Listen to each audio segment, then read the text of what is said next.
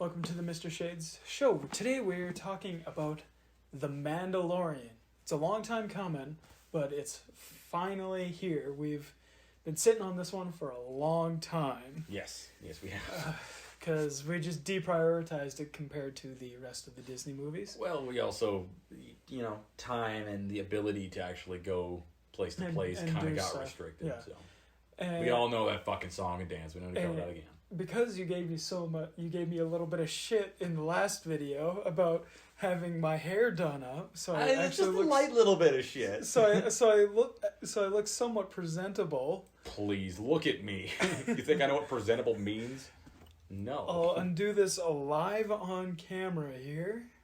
Just take out the two ponytails and then just gotta let let the hair breathe. Oh, it curls up at the back. Too. Yeah, it gets a little bit of a curl going. That's fine. It's presentable. I'm just not a big fan of the curls, but anyway. I mean, as your hair gets longer, that will go away. Yeah. Ooh, you didn't cotton well that little dick, did you? Anyway, Mandalorian. It's more for humor. Anyway, of course. So what did you think of Mandalorian?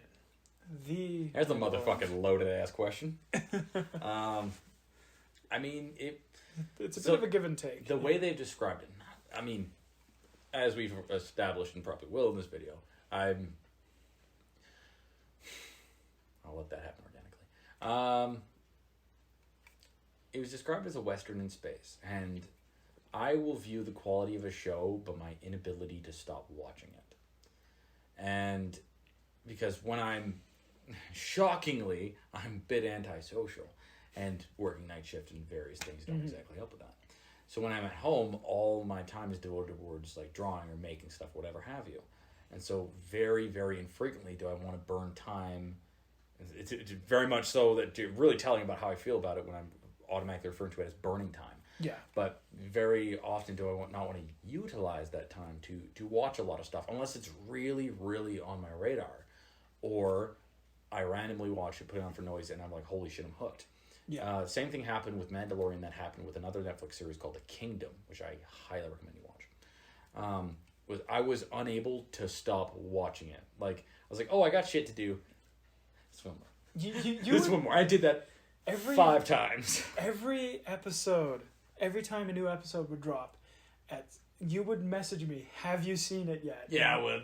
And then I would have to get up early to watch it, just so, because it would drop at 6 a.m. our time. And I'd be up anyways. And you'd be up anyway. Yeah. And then you would message me, have you watched it yet? And I'm like, no, but I'm about to. No, it's 6 a.m., you crazy fuck. But then I watch it because I'm so embroiled in social media in the Star Wars community that you fucking have to, otherwise it'd be spoiled, So there isn't really too much like behind the scenes or like drama that really happened with this show. Not really that we heard of anyway. I mean, not until recently, with Gina and her supposed transphobness, where she made fun of having the pronouns. I mean, there's making fun and then there's cracking a joke. We don't really know the context behind it, right? It's really muddled. I've only seen it sparingly, but she was making fun with like by putting like beep bop boop in her like Twitter name, like something about that. I don't exactly. How the fuck does that? Because she had like people were talking to her about it, and then she did that. And then it caused some backlash, and actually Pedro had to talk to Gina about it. And be like, hey, don't torment the fucking internet fire, please. Yeah, it was basically one of those situations. I mean, well, the thing is, that's recently. That's cast stuff, and the thing is, you can separate that from the thing they've made. Like, some people can't, and I can see why. I'm going to lightly tap on the subject, just as an explanatory thing.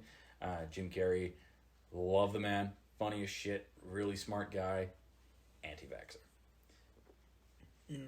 But I can respect the rest of that while being like, we have a disagreement on that, and I'm just going to look the other way on that. Yeah. So that is going to be one of those situations, whereas no matter the people behind it, whether she is actually or really, It really will shitty, work. or is just cracking a joke in a really It will bad timing. require more. Either way, as time goes on, we'll have what to I'm doing, find more out. yeah. Well, and what I'm doing is I'm separating the product from the art from the artist. because in this day and age, cancel culture is through the fucking roof.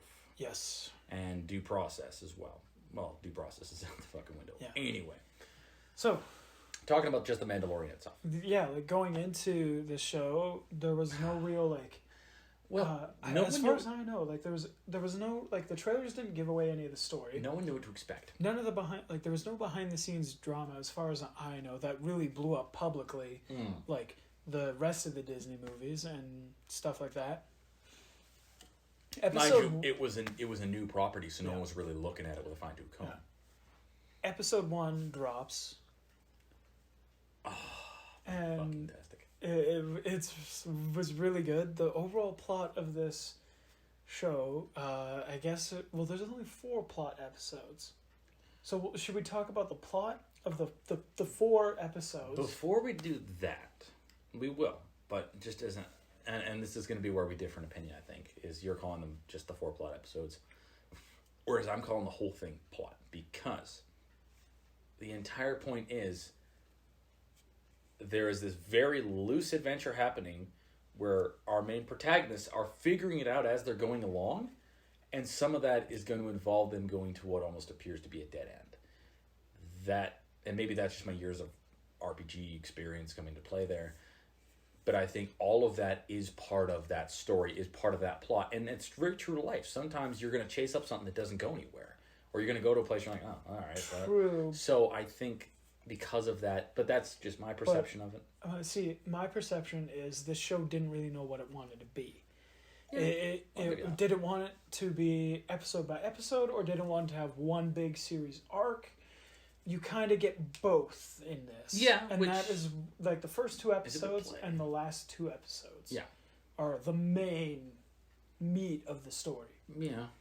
Like, the rest don't really factor in all that much. But and I don't think...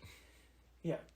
And I don't think any of those characters are really going to come back. And if they do, I will be surprised for some, but not for most, But I mean, that is also kind of, it's the aspect of we're watching a show versus they're doing something realistic in a Star Wars show, and I think we shouldn't overlook that, because you're gonna run to people in your life that make a huge impact, but they're not there for that long. Yeah. So, but I'm sure if you compared and contrast this with my videos, I would end up contradicting myself at some point. Yeah. So I always have to keep that in mind a little bit. I try. So, anyway.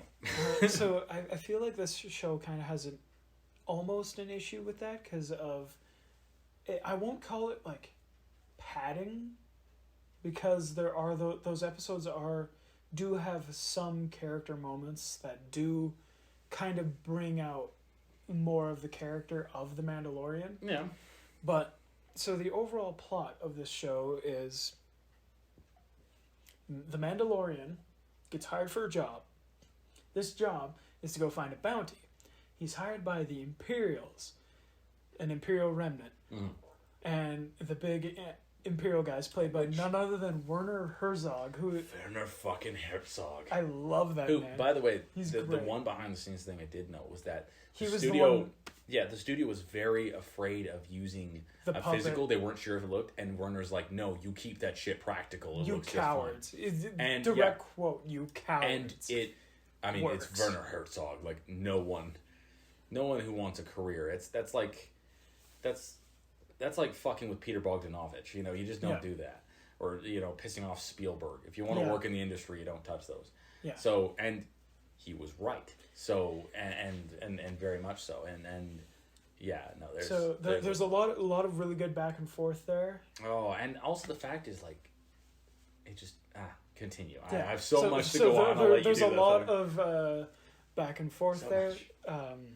You meet Nick Nolte in his Ugnaught form, which I think he just forgot his human form. Saying Nick Nolte on a Thursday, yeah. He forgot to put on his man suit. He forgot to put on his man suit that day, and they just let him film. So shit. So the Mando goes on this bounty hunt, and turns out the bounty is 50 years old, and that's all they know, until the reveal, which everybody at this point knows it's Baby Yoda, because it's been all over the internet. Which is basically just a shaved gremlin, or a shaved Mogwai from Gremlins. More or less. Yeah. Which is not a bad thing. I'm totally fine with both. So, Gizmo. really smart thing they did was not release any merchandise at all for the show until after it completed its run. Well, until after people were like, I would buy that. And they're like, all right. Yeah, they obviously had plans, but it was actually Dave Filoni who said, no, we're going to hold off on merch because it's going to spoil. And it was a good idea. Yeah, no, they were very reserved in their release of it. And I'm hoping they will learn from that and continue to do so. Yeah. I mean, that's why we've only got, so far as of this point, this particular date, we've only got one Mandalorian Season 2 trailer. Yeah. And I hope that's all we get until they launch. So, launch is next month. Because we really didn't get shown all that much. Mm-hmm. And I'm fine with that. About the same we did for Season 1. Yeah, pretty much. So, the whole, after figuring out it's Baby Yoda, the entire show revolves around Mando and Baby Yoda. And Mando's slowly rising fatherly instincts. Yeah. For the second episode is Mando betrays pretty much the entire code of the bounty hunters and starts asking questions, starts getting attached to his bounty, and then goes and breaks Baby Yoda out of Imperial custody, and then escapes in one hell of a shootout. I mean, every combat sequence in this fucking show is really well done. I love it. The bit with IG-88, like where he first runs into him. That first shootout, and even then, the shootout where he's breaking him out. Yeah, it's the action. The other Mando show up. It's just, the action in this show is done pitch perfectly. That'll be fine. I just spilled my drink. That'll be fine. We're just gonna glaze right past that. Yeah. Aye. This carpet has seen many a drink spilt on it, so it's fine. Anyway, so the action's done really well. And then episode 1 and 2 is just learning about Baby Yoda and all that, and then episode 3 is where it kinda is sort of related to the plot, starts being filler. Episode 3 is basically Seven Samurai / Magnificent Seven, where it's also important to note this is where the show really wears its influences on its shoulders, where the Western comes in with the music and like the way it's shot. I got to admit, little bias, Western fan. Yeah. Totally my cup of tea, so I'm like, that's what this is. You even have the classic guy walks into a bar. Yeah, so good. You even have the sounds of him walking, the ching, the clown. Yeah, it's about 1 degree. Yeah. It's all you need. All you need to remove is space from the space cowboy, and you literally have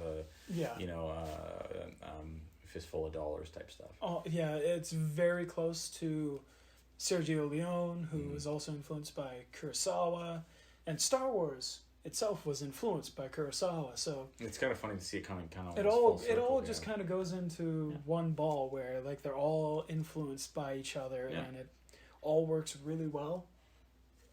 So episode 3 is kind of the Seven Samurai, where you meet Cara Dune, played by Gina Carano.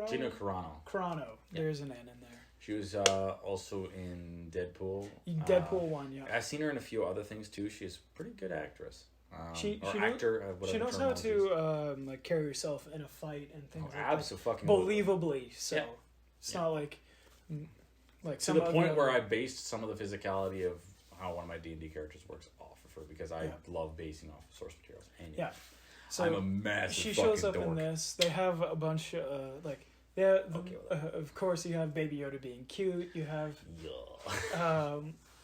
this is kind of where some of the weird things start showing up for me.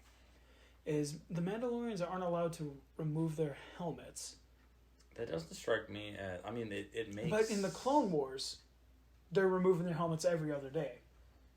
So I don't know if it's a separate like it could be sub that faction. Yeah, and another faction within Mandalore. Because or no, correct me on my Star Wars knowledge if this is wrong, but Mandalore itself was put under the Imperial thumb, right? Like really hard. Yes. So it stands to reason that you get your occasional edge spurts of like extremists who really believe in it, and that they have this super like concentrated version of the Mandalorian fighting style and lifestyle, and well, then that they was live kind that of like they're very much Clone the Wars. aesthetics. They're the casual Buddhists to Shaolin monks. Well, yeah, that was the very much a thing in the Clone Wars was Satine and her new Mandalore versus Pre Vizsla and Death Watch. Yeah.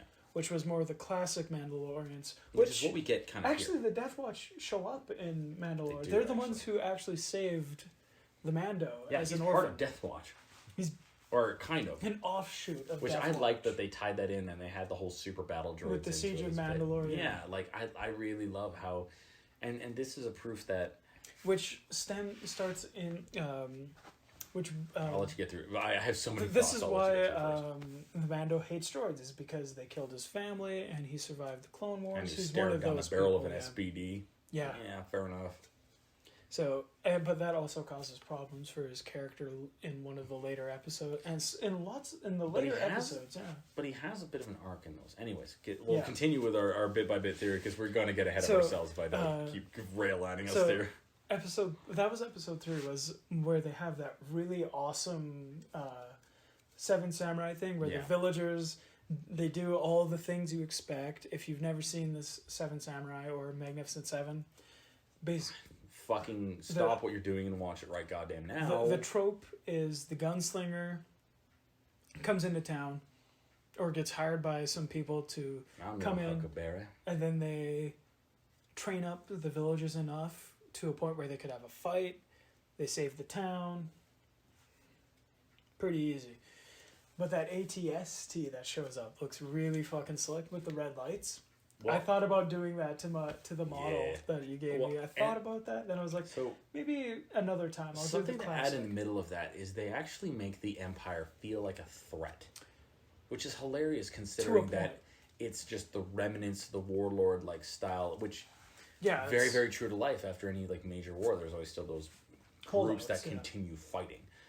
Everybody thinks that victory in Europe and victory in Japan Day was the end of World War II. They forget that I think over like 10,000 American servicemen alone died after the war was officially over because of the Wolverines, the Nazi ones. But and the fact that they made these guys feel like a tangible threat, like when Mando's fighting with the stormtroopers, their aim isn't shit. No, he's good, but he's bouncing off shots, and like the ATSD feels like it's an actual artillery platform. Yeah, until the one thing where Disney does the thing and makes fun of the stormtroopers can't shoot, where they're scout troopers. It's funny, but at the same time, it's like, okay, I mean, you shouldn't be playing into the look fandom at the size of the little blasters. Like they have like the normal size E2s and they do well, or the E3s and they do well, and then they have these little pocket pistols, which from handling a pistol like that, like a little 32 ACP. I think it was a Dryza pistol, like early 1900s. That's pretty much the accuracy you're actually looking at with a barrel that small. Yeah. So I mean, it's not out of the realm of reality. But again, it's also really good, it's also like maybe you shouldn't lean into the meme. It would be like Star Trek acknowledging the red shirt's always dying. It's one of those things that it's a fandom joke that shouldn't be brought into the canon. Before we move on past that, I will mention the fact that it makes in-universe sense that they're not good with their secondaries because they're scout troopers. They're built to function around this rifle and primarily... my mic cord there. Oh, sorry. And they're primarily built to scout and occasionally snipe.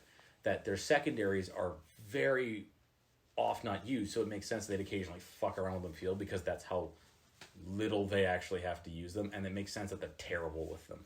Because at that point, the training goes south a little bit. I'm giving it an in-the-universe explanation that makes sense for the joke to be there. Yeah. So... But again, I disagree with the joke actually being there. And fair enough. It's not the content of the joke, it's just that the joke was acknowledged by Disney that stormtroopers are shit at shooting twice. I mean... They do it in episode 6 where Bill Burr is like, He's like, oh, this guy was an top Imperial marksman. And it's like, oh, that inspires confidence. I wasn't a stormtrooper, dickhead. I think that was mostly just so Bill Burr could bring a little bit of his trademark sass, but we'll get there because I have a lot to say about that episode. But like that to me was also something like, okay, maybe you shouldn't be. It's one of those things that you shouldn't really do without like. At the question, it also just starts to discredit the Empire. When the source material takes over a fandom joke, is it a joke anymore? Yeah, I'm a part of a few other fandoms where we've seen that happen. It sours it a lot for me. Yeah, fair enough. So, I respect that. Episode 4, I think, is the least consequential of these ones. I didn't keep track of the episode numbers. I just kept watching them. What was the number? Episode 4 was the one on Tatooine with the hotshot guy. He's training the new bounty hunter.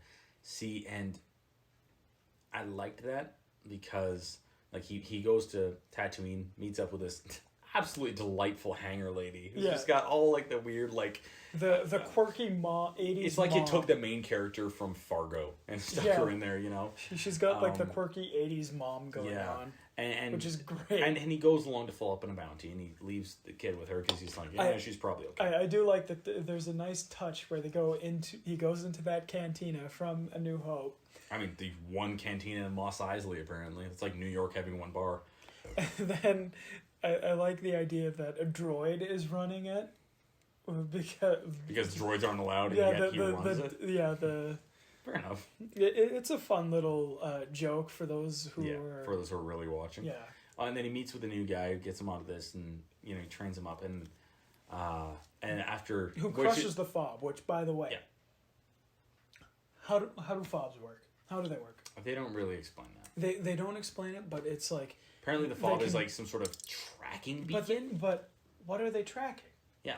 Does that imply that Baby Yoda and like all these other bounties genetic signature? They don't explain that. But the tracking just causes a serious problem because it's a fairly big plot hole that keeps coming back. I hope they explain that in season. Because like, does it have a range? What's it actually tracking? Like, yeah, if it's like something. If you're in Tatooine and I'm in Coruscant, can I track you? Right, like what's the range on that? Or is it one of those things where it's like the bounty was previously in custody, got broken out, and then they had like a tracker thing put into it? And if so, why didn't the Empire use that against all the fucking hidden Jedi and shit and the rebels themselves? Yeah, or then why didn't the Empire just go after Baby Yoda themselves? Well, I mean, at that 50 years, that's a great point. That's entirely possible. That again, we don't know Baby Yoda's backstory. Yeah. So I'm sure they will eventually get get to that. Oh, you almost spoke it, right? Saved it. That would have been great. Anyway, so that's kind of that's a huge plot hole for me. No, fair enough. I actually didn't think about that. Is just the fobs themselves. Yeah. They just are fobs that track. No explanation, no anything for how they work, which is a serious issue because that comes into play at the end of episode 2, I think it is, when it's known that the Mando has broken it all out. And then everybody pulls out the fobs, even though they're supposed to turn in the fobs. Yeah. And everybody's got all the fob for the same bounty. Yeah. Yeah. Unless they can be set to the same bounty remotely. Yeah. But maybe they just turn in the fobs to get reprogrammed. I mean, that was also... Like everybody has their own fob? Maybe, but I can understand why everybody had the fob. It's because they need everybody at the gunfight. So how do you do that? There you go. And also, it was a great scene to showcase that too, because you get that kind of like boop boop boop boop boop. Yeah, like everyone starts beeping. Holy fuck moment. Yeah. Yeah, like it's a great. It's simple way to do it, but it's not. It's not a shot at the cinematography or the actual direction of it. It's a shot of a thought behind that particular. It's definitely one of those things where it's like, okay, we just need this to happen, so let's just throw in the simple thing. I hadn't thought about that before. Because again, they're working within that half-hour time constraint of every episode. Like every episode's it's half hour to 45. Yeah, the longer ones near the end are 45. So episode 4 happens, and then like in episode 4, you have the one lady who, like, the bounty is the Imperial sniper lady who gets shot, and then like in the end, some cloaked figure comes and finds her. Which is implied to be like that Imperial higher up that comes near the end of it, played by Giancarlo Esposito. That guy. You had that ready to go. Yeah. I was trying to think of his character's name from Breaking Bad, but I've only seen like half of it, and I've seen that guy in other stuff. He's fantastic. But yeah, he's a great actor. Me and names are just bad. Yeah. Like I either have 100% retention or just nothing. So, and then then episode 5 was episode 6 was the breakout. Yes, it was the prison ship. Yeah, which that one's that's probably one of my favorites, but and it also has a few problems with it does. Me too. And it's and see, this is where I'm gonna touch on the fact that in some of the movies we've reviewed, we've gone over filler, and we've both looked at the negative side of filler, which is they didn't have anything, so they just threw in meat. You see half of the entire sequel trilogy. Yeah. However, something we haven't really touched on or haven't looked at much is that how filler can be occasionally a good thing. And in this case, it is filler, but is filler that, in my opinion, makes sense. Because the Mando's not just going to be focused on this one thing at this current point in time. Yeah. Because at near the end of the series, his leader, whatever the terminology for that is, basically gives him and makes that his quest. At that point, that wasn't it. He's just I'm just taking care of this, and I'm going to take some jobs on the side because I need to make money. Life goes on. Yeah. And so that makes sense for the fillers. And also, they're really good. If a filler's really good entertainment, I'm okay with it being filler. Yeah. Because it's just fun. It's a tale in the series, and it shows that not every interaction with this character has to be 100% holy fuck effects on the plot, which is the problem we do have with a lot of the main trilogy, because everything they do has to factor in. Every little detail they interact with has to be a callback. Yeah, it's fun to just have a romp in a place where we have no connection with. And just have episode fun with 4 was the most callbacky the show gets, because Tatooine, Mos Eisley, the Cantina. Yeah, that seems to be the Tusken Raiders show the up. Crux. Although, damn it, I forgot to add that to our last video. Real quick, it would have been funny in the end of Tross to like have a bunch of, when all the ships are showing up, and then just do a smash cut of some of the pilots, and then have like fat ass fucking Jabba like behind, not even piloting the ship, like he's got the bridge in front, but he's there.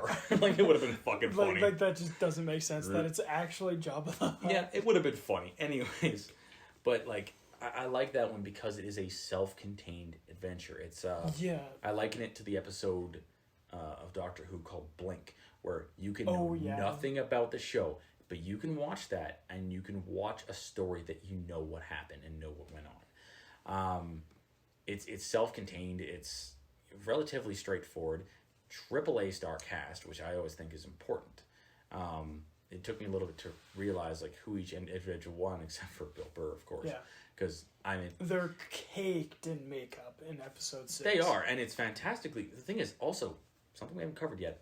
The effects in the show, fantastic. For top a TV budget. For they got a Netflix or not Netflix, for Disney Plus for Disney Netflix money, budget, but it's still like a TV really show. Good. It has it. You have to film for TV, and it's very like special effects for movies and TV are very different beasts. I feel like they were. Now they might be a little different because the streaming is the meeting of the two. But still, like that, I think the effects in the Mando are some of the best I've seen. Fucking notch. Like I can't fault anything. Nothing really pops to mind. Like I'm sure there was little things where I'm like, okay, but like there was one. No, well, I guess that wasn't really a special effect. That was just a weird. I forget the term, but inconsistency is incongruity. In the last episode, there's a shot where Mando has the jetpack in hand, and then it cuts to Gina, and the jetpack's on his back, and then the next time you see him, it's in his hand. Okay, I mean that's or something like or continuity or versus it's effects, though. Yeah, so it's continuity. That's like the only thing that really stood out to me was that. Yeah, but a lot of that's the pretty easy to make fuck up though. Yeah. Like that's fair. Because a lot of the show is special effects. Oh yeah, yeah. I mean, Star Wars, it's always going to be based on special effects. But it's also a lot of practical stuff like puppets and costumes. They and build sets, and it's nice to see because you can tell. As in a weird aside to the episode we're talking about, because I listened to Bill Burr's podcast and Falling for the Winds. We haven't really talked about it. Yeah, kind of getting it. We have to do episode 5. Which one? Sure. Which one was that? Well, we were talking about the Breakout. Yeah, well, Breakout is Breakout 5 or 6? Breakout is. We're professionals. Hold on. One moment, children. I will refer to the internet.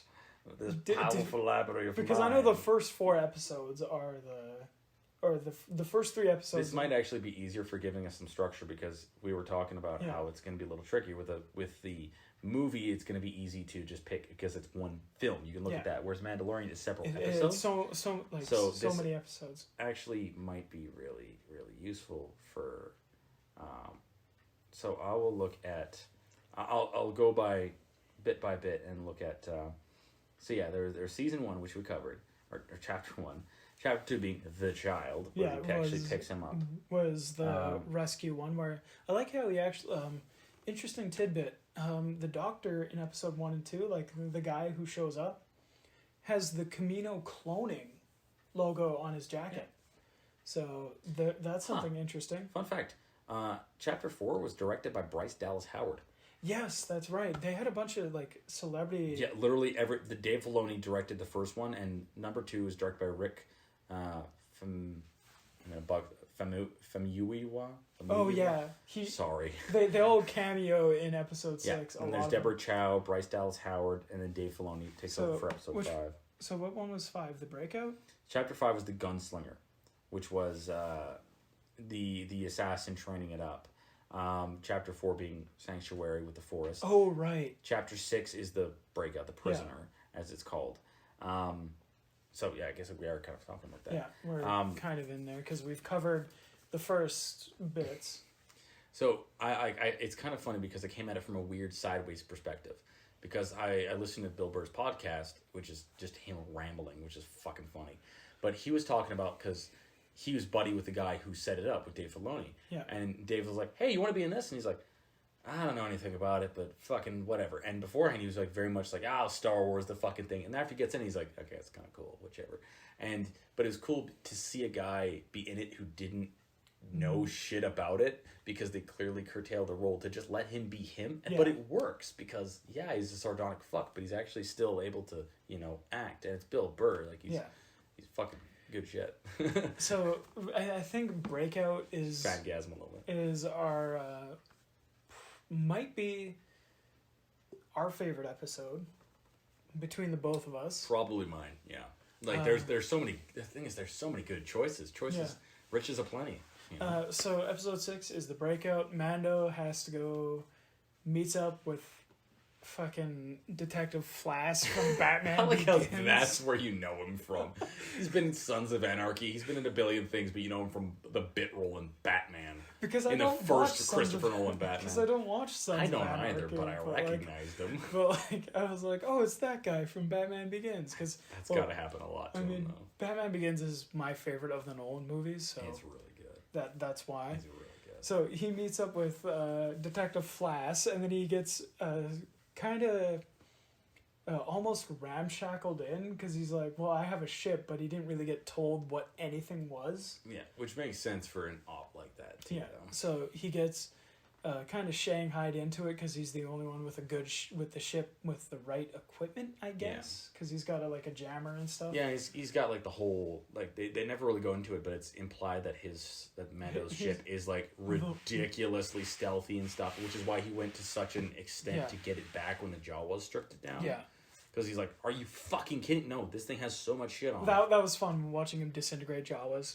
Yeah.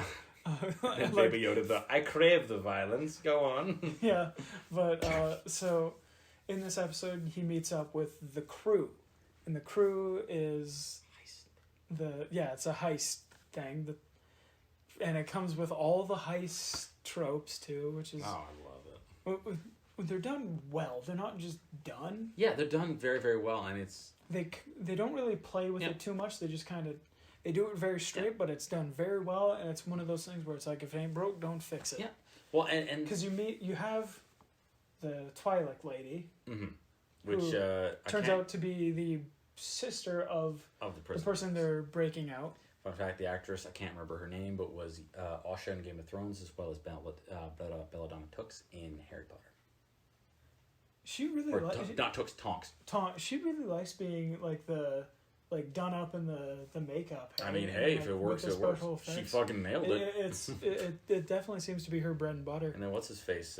Clancy Brown as the Devorian, which is his second role in Star Wars. I only knew that after I saw him in The Crown. I'm like, wait, he was in fucking Mandalorian? Yeah, I recognized it because the face structure is still there and the voice. Because Richard Ayoade is the robot, which is pretty much typecasting. Yeah. The man is basically a fucking droid. Because Clancy Brown had played Savage Opress in the Clone Wars, so it's his second Star Wars role. He did, didn't he? Yep. Which is interesting because there's another person, the only other person in that particular show we haven't actually mentioned is the voice actor for Anakin Skywalker. That's the one. Shows up in this episode. He was the only other guy as the bridge officer, which is man, that's gotta be a hell of a cameo. But but anyways, they break on board the ship. Well, they have the droid. Yeah. Wow. The Twilight. Bill Burr with his 3 guns and his gun arm. Yeah. that was kind of better different. Than 2 guns? 3. Wear a backpack with an auto targeting system. My one issue with this is, why is Mando trusting at this point in the story? Why is Mando trusting a droid with piloting his ship? I mean, it very much shows that he doesn't like it, but it's also shown it's like, dude, you don't have a fucking choice. You already signed on, man. Like, and it's but I feel like he would also be up in the cockpit the entire fucking time. Well, he was time. also trying to between that and stopping those other guys from going through his shit and finding the Baby Yoda. So I mean, it makes sense. There's enough there that I can draw a conclusion. But at the same time, I feel like he would have just fair enough shot. He would have just grabbed Baby Yoda and sat in the fucking shotgun seat and watched. Yeah, because which is what I would have done. He probably doesn't give too much of a shit about all the racks of weapons outside of his one weapon, that the disintegrator rifle thing. Yeah. Which is fun because that was in the Star Wars Christmas special as Boba Fett's gun. Yeah, it was. But yeah. Anyways, they break on board. They kind of have a bit of a ideological dispute over killing one fella. They break one of the fellas out, and then they start kind of turning on each other. And Mandalorian, they make it look like he just kills them one by one, but it ends up he just shoving them into a ship. It turns into which is great. It turns into like a horror movie. So they have a moral dilemma, and then of course they betray the Mando. I kind of saw that coming because that's just the thing you do. Yeah, crazy twee. And then the one thing that gets me is Mando picking a fight with the Devorian and trying to match him strength to strength. That was a little weird to me. I think it was just as a ploy to line him up against the door and just fucking smash him, which he'd lived. I feel like he could have done it a bit better, but also the Devorian living through the door, not the blast door coming down, and then the actual door shutting.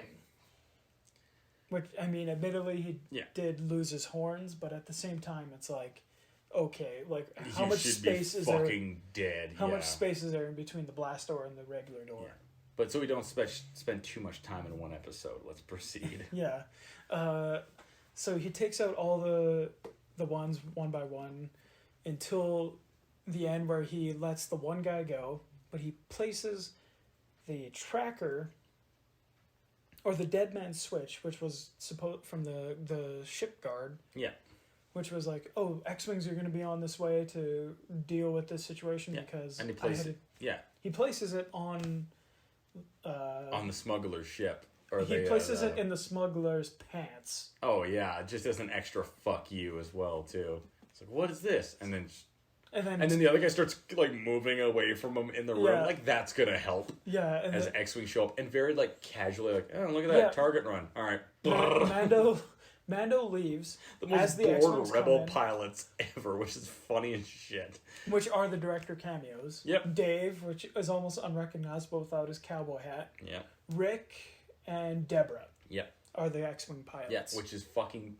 I just love how like nonplussed they are. Like, Yeah. they fought the Empire at its hardest. It's like this is just a strafe run and we go home. It's fucking whatever. Let's do this. We can get a beer after. They also just blow up the station without really thinking about it. There are some issues there, but it's like they just didn't have time to go into it. Well, and also there's which is a recurring issue I have with like just Yeah. how many plot holes they would have been able to get rid of if they had more time. I guess, yeah. But the thing is, it's like, does it need that explanation? Like, the story is as what is the show is called The Mandalorian. Yeah. It's what pertains to him and his charge, right? So if It's it's not necessarily strong enough needed, that it's serviceable, but Yeah. at the end of the day, I think it could have been done Fair enough. slightly better fair enough. if they had more time in Yeah. each episode. Yeah, fair enough. To me, a lot of the issues stem from just not having the time. Yeah. So they went, instead of going with this big explanation that required an hour-long episode, they were like, okay, we only have 30 minutes. I'm going to do the simplest explanation that's good enough. Let's get rolling. Yeah. Which is an issue for some people, might not be for others.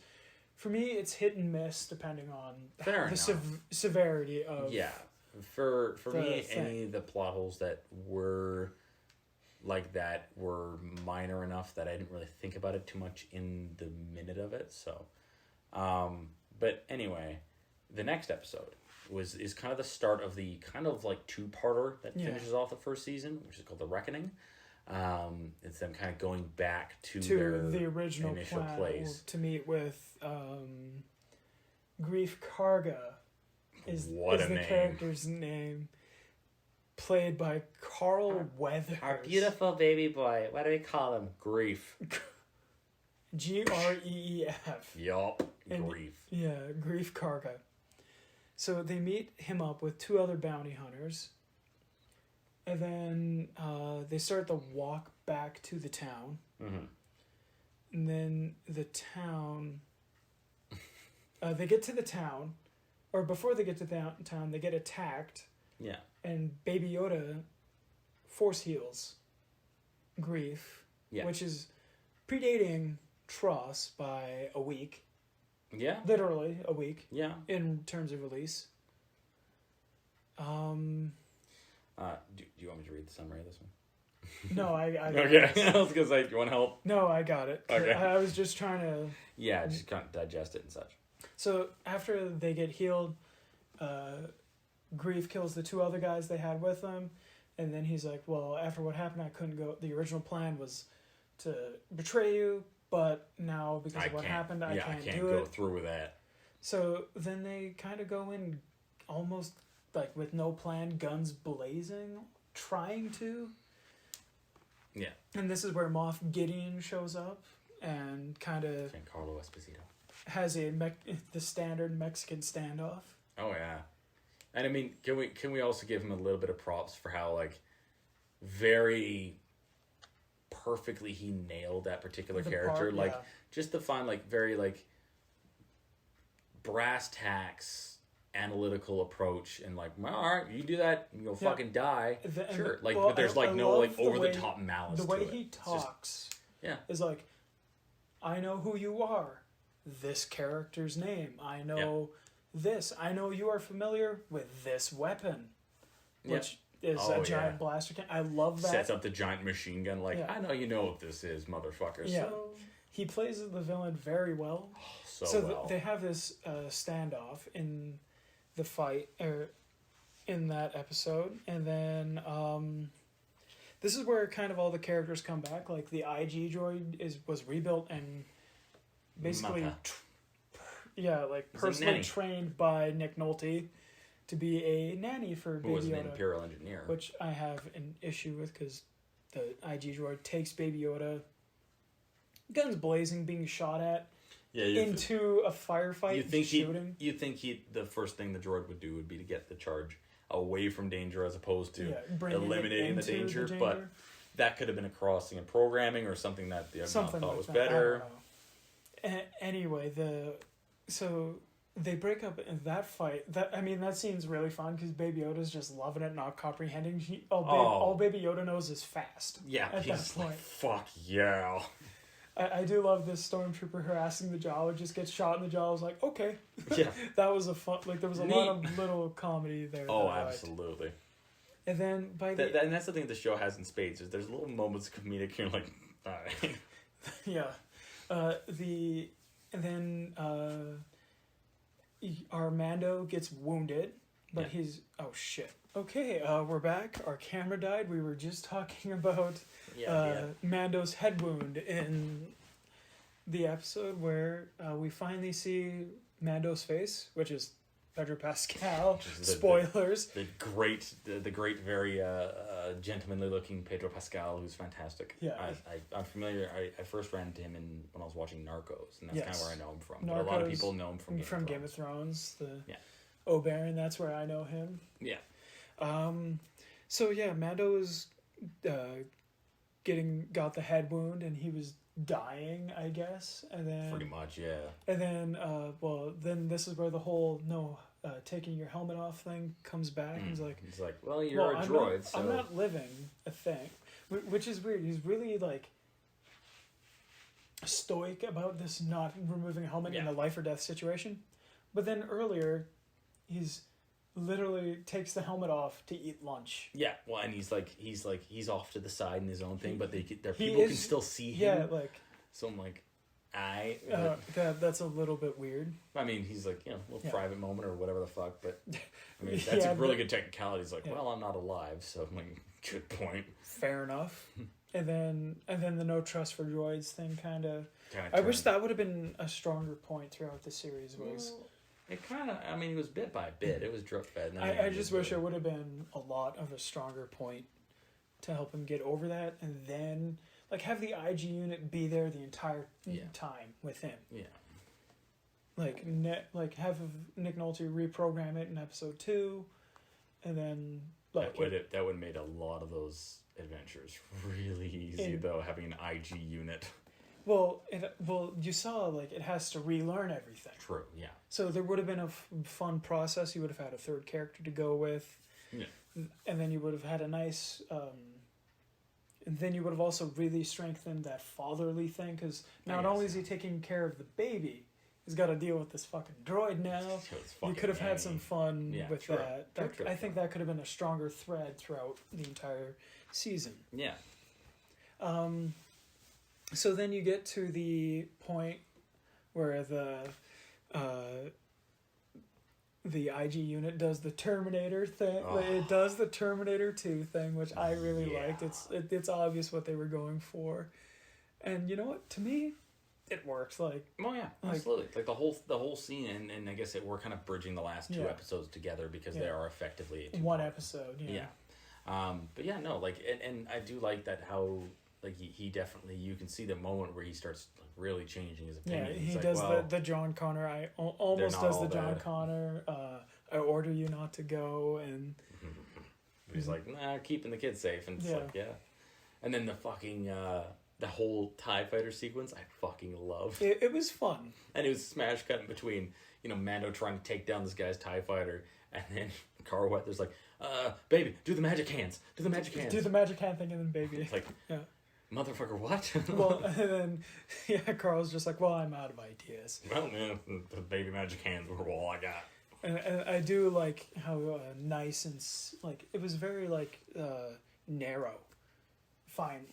It was a nice change of pace compared to the rest of the Disney stuff where it's big, bombastic. Yeah, it was constantly over small running in its scope. tough, and here it's just the fact that you can do a great action sequence and finish off a season of a series with one TIE fighter. Yeah, the final boss is a TIE fighter. Yeah, is a guy in a TIE fighter, which he has the Darksaber, which is something. Yeah, he has the Darksaber, which I believe was left on Mandalore, was it? Which, yes. So that's gonna come into play. Yes, Clan Ren, I think, had it. Okay, well, so don't anymore. Yeah. So overall, I think out of all the episodes, episode 6 I think is our favorite. With episode 2 for me being a strong contender. They're all really good. Before, so do you want to do favorite episode and then favorite moment? Definitely favorite episode, and your moment doesn't necessarily have to be from that episode. It can be from anywhere. I would say my favorite episode then is episode 2. Okay. Where Mando has the fight with the stormtroopers in the dark, and like he burns the one guy. Like there's a lot of little great stuff, and like the ending shootout with all the Mandos and just it's just chaos. But it's great. It's beautiful. And you see the blue Mando with the big gun just the fucking Gatling. Yeah, like it looks so good. Yeah, I love that. Was my favorite. Yeah, it's a Star Wars motherfucker. Yeah. Okay, fair enough. And favorite part? Favorite part? Ooh. There's a lot of really great little moments that are runners up.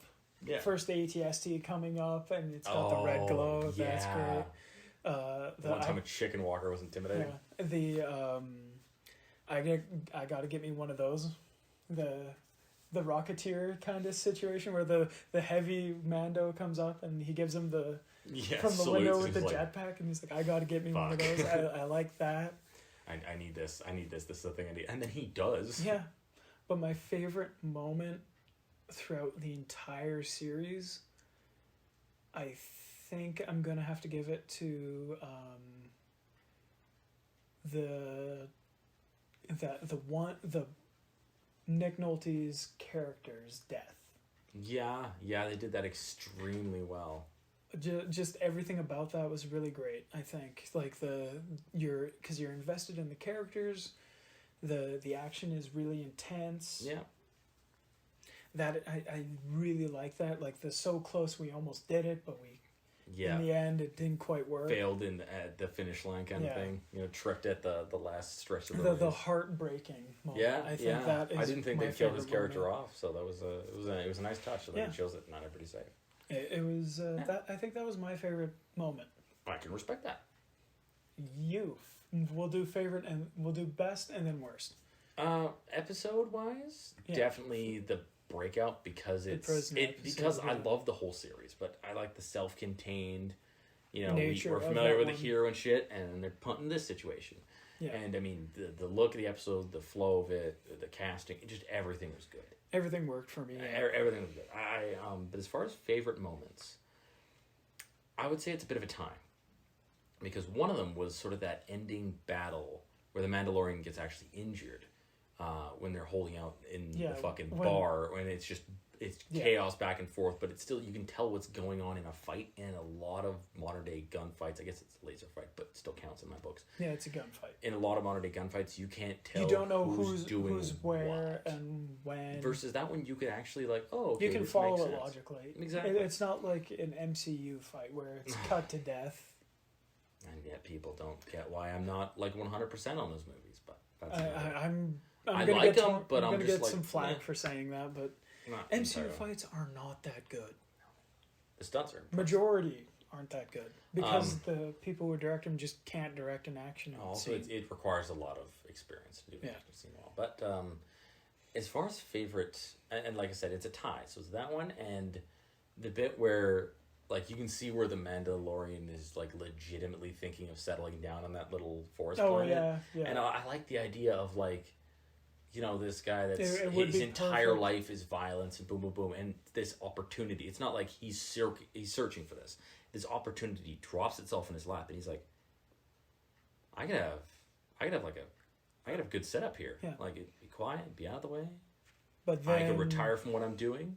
And, like, he's legitimately considering it. And then that other shoe drops. But I really love that as just an idea that isn't explored enough. Is not like not the character's goal. It's just a circumstance. It's not even like him secretly wanting it. Yeah, it's just dropped it's a circumstance. He's like, fuck, I could have something actually pretty nice here. Yeah. And then of course he gets taken away from that. But I like that as a moment because you don't see it, and also to see it in a very that's a pretty nuanced moment, and to see that in Star Wars is not a common thing. Incredibly different. Yeah. So, you know, it's contrast that with like the sequel trilogy, and it's just night and day. Like, I can't even think about them in the same thought. Yeah. Like it's pretty bad. And now, admittedly, Star Wars always had a little bit of a history with pretty hammy dialogue, but okay. There was always a little bit of nuance and gray area. There was, especially in Empire and Return of the Jedi. Yeah, anytime Alec Guinness was on screen and actually acting, yes, absolutely. So, it's the bad. The bad. I hate doing it, but in order to be fair, I would say the worst episode is the episode with the the wannabe bounty hunter guy. I think that was the worst episode in terms of the Mando's actions, like him throwing himself out to get shot at, just immediately trusting this kid, this new guy, like that. Well, the new guy played played that against him too. Which was smart, but it's like, why the fuck would Mando immediately... Yeah, so that was, I think, the worst episode for me. Worst part was, again, just parts of Mando's character inconsistently, and some of the plot holes, like... The fob is definitely a big one, now that I think about it. The fobs, his thing with droids, and, like, some of the time where he acts is a little bit... counter to what we're led to believe to his character. Examples would be the droid thing was the biggest one. Yeah. Again, him fighting the Devorian strength to strength, not really like using... Every time you say Devorian, I keep thinking, or Devoroni or whatever the fuck, I keep thinking Dvorak keyboard, but go on. Like, he... in a lot of the times he does things that would play better for TV as opposed to his character. Yeah. Like, make better drama than more characterized. I think that would be the worst part, is just the main character having some issues like that, and some of the plot holes and time constraints. That's my worst. Fair enough. Your worst episode?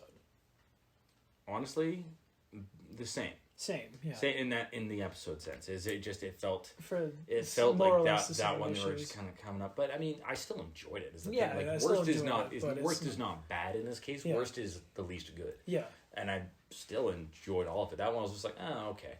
But like, I still wanted to watch the series. Still enjoyed myself. I still didn't feel. I still wanted to continue watching it after that episode. Yeah, there was a lot of cool shit. So I'm like, oh, okay, it just wasn't like. I mean, when you're comparing, 5 gold bars and you get a silver. Oh, okay, it's the silver's still beautiful, but you're next to gold. As far as least favorite moment, worst moment, near the tail end of it, right after he takes down the TIE fighter, it goes right from that to like all 3 people standing there, saying what they're gonna do and be like, oh well, now that we're safe, it just felt like such a sudden disjointed ending. Yeah, it felt like a sudden disjointed jump, and like everyone should have just kind of like been sitting there and just kind of like quietly. Well, even though they called it like, all right, well, now what do we do? Like, as opposed to like, yes, we are perfectly safe now that we've defeated the one baddie that possibly. It would have been cool if. But I mean, that's also very much in the Western format. If Kara it fits the Western. But it would have been cool if Kara came up and said, "What now?" And then. The fuck we doing now? And then Mando just kind of, everyone just kind of. Yeah, there's the moment of like, I guess what now, huh? Like Mando just kind of walked away with Baby Yoda and. Well, or something like that. Yeah, something like that. But like it just walk off into the sunset moment more than just a little go to the Clint Eastwood Western as opposed to the John Wayne Western. Yeah, where everyone gets the happy ending in the John Wayne. The Clint Eastwood one kind of walks off in the sunset. Mm-hmm. Still a happy ending, but kind of melancholy in him leaving the people that you met throughout the series. Yeah, no, that checks out. Like, I think that would have been a stronger ending. And I agree. Like, it was one of those things that were like the pacing of it and the ending was okay, but like the abrupt jump really shook me. I'm like, I guess we're just ending it. Okay, like it felt like that was where I was like, oh, okay, we're watching a show now. But I mean, on a whole, pretty small side issue, which I'm sure that they heard a lot about. The show, I feel, it's going places. If anyone's going to be really harsh to it, it would be death by 1,000 cuts. Yeah, even then, they still didn't really die from it. Yeah. So, But there are a bunch of little things peppered oh throughout. yeah, That and I'm sure there's somebody somewhere who's like, I fucking hated it, who just doesn't like happiness. Yeah. So. Anyway, final verdict. Final verdict. Are we talking about a number? Number. Okay, for the whole series. For season 1. For season 1, I should say, currently released to this point. Season 2 of Mandalorian just come out in October 2020. And again, Mando. September. And we just got the trailer for season 2 real quick. 4 days. Not ago. a lot to glean off of it, but more. I'm okay with that. More Mando. I like seeing stuff. Baby Yoda's cute. Yeah, they do a little moment where it's just hit the fuck you button. Yeah, like there's not much to really go off of the trailer. I wouldn't want much beyond that because in a group that has in a series that has a couple, like one big overarching story and then a couple of smaller ones. You I don't want to experience need much more than we got. Yeah. I want to experience it again. So, I'm final along verdict for the for ride, season which 1 of good. Mandalorian. I would give it a pretty firm. I'd give it a firm 9. Really? Yeah. See, I'm gonna. I enjoyed myself all the way through. I had a lot of fun. Even the little issues I had with it weren't enough to just join for me. Some of the issues were quite big for me. Yeah. Fair enough. So I think I can't quite give it the 9. I'm going to go down to an 8. Fair enough, though. I mean, still pretty glowing fucking review. Still, because like obviously I had more issues with some of the characters and like the show's overall identity, whereas you didn't. Yeah. Whereas for me, I was fine with it finding itself as it was. As it was premiering. Yeah, whereas I had issues with some of the episodes being more just one-off fillers episodes, whereas some had more story to them. Yeah. Again, that's person-to-person situation. So it's personal taste, and there's no 9, sense. 8. Yeah. Who would I recommend this to? I would recommend this to obviously Star Wars fans. I would recommend it to people who weren't necessarily Western Star Wars fans. I'd recommend it to somebody who's like, well, what's this Star Wars stuff about? Like, all right, cool. Watch this series. Yeah.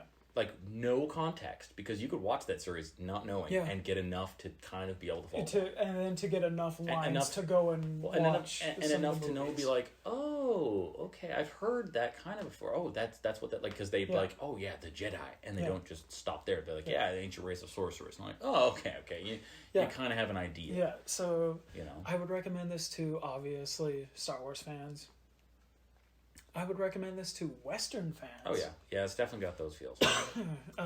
Also to the especially considering Kurosawa fans. Oh, definitely. Especially considering his gun is pretty much. I think they did a couple of light aesthetic changes, but it's straight up a Bergman 1898 pistol, and those are fucking rare. Yeah. So where the hell they dig that up? But hey, it looks futuristic. It works. I like how it's just a plot replica. Yeah, true.